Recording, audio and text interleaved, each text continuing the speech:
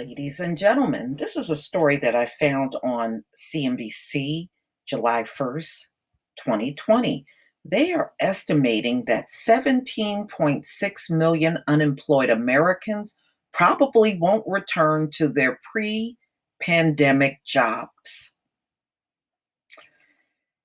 Just over 1 in 10 Americans who are out of work because of the coronavirus pandemic don't have a good chance of getting called back to their old jobs, according to recent research from the Economic Policy Institute.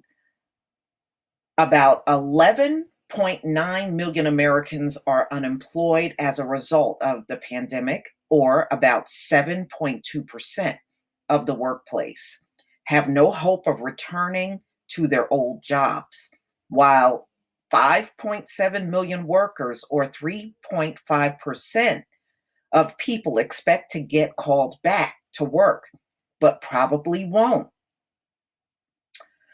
That puts the share of the workforce currently out of work with no reasonable chance of returning to their jobs at roughly 11%, or about 17.6 million people. It is likely that many of those who expect to be called back to their jobs will find that those furloughs have turned into permanent layoffs.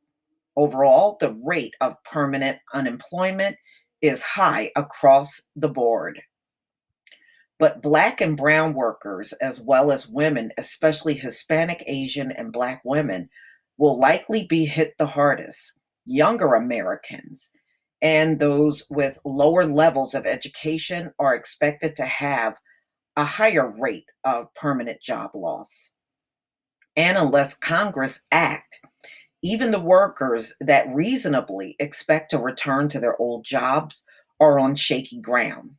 The federal government needs to continue to provide support to individual businesses and local governments, as well as put in place public health measures and child care relief to make a successful reopening happen.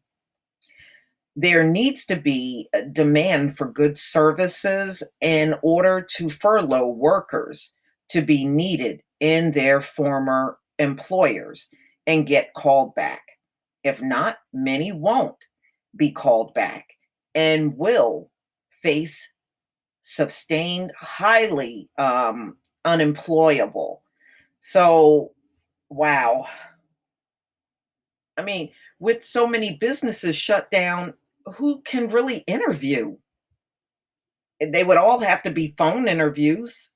I mean, at this rate that we're seeing, everything unfold in the country, part of the necessary federal relief includes extending the extra $600 in unemployment benefits. The $600 weekly payment from the federal pandemic unemployment compensation program were put in place as part of a $2.2 trillion CARES Act. Congress passed in late March. Americans are eligible for unemployment insurance, receive an extra $600 on top of what they normally claim under their state benefits. Yet those benefits are set to expire at the end of the month. I believe I'm seeing all of these different dates. Some said the 25th, some said the 26th, and now I'm even seeing the 31st that the $600 is supposed to expire, depending on how the state weekly calendar is set up. While Democrats have pushed for extended benefits, some Republicans have questioned whether the $600 boost is deterring Americans from returning to work. Returning to what? Returning to what? You can't even reopen the country. How is anybody refusing to go back to work when you can't even get the businesses up and running without everybody getting sick? Okay, some policymakers have introduced alternatives to extending the $600 benefit, including paying workers a bonus when they return to work. Yet, not extending the $600 unemployment boost will likely cost the U.S. over 5 million jobs over the next year, according to EPI. Letting this extra $600 in unemployment insurance benefit expire at the end of July would by itself cause more job loss than was seen in either of the recessions in the early 1990s and 2000s. Extending the $600 unemployment benefits through the middle of next year would provide an average GDP quarterly boost of 3.7%.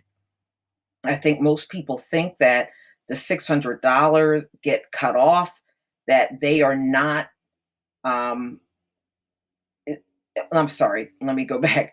I think most people think that when the $600 gets cut off, that if they're not unemployed, it's not going to affect them. But when 30 million people are no longer getting $600 extra, that's going to have a multiplier effect on the whole economy. Yeah, it will. It's really going to tank the economy. So, I know some people think, oh, well, that deters people from going to work. I don't know. I don't know why you won't open your eyes and see you can't go to work because COVID won't stop spreading in the country. It has nothing to do with your little $600. You, they better think twice about that, because let me tell y'all something. These places, the few that are open, just watch them close.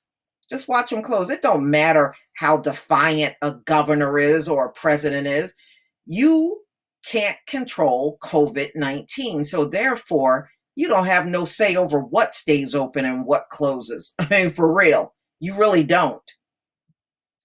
But y'all, please tell me what you think about them coming up with this projection that 17.6 million Americans probably will never return to their place of employment.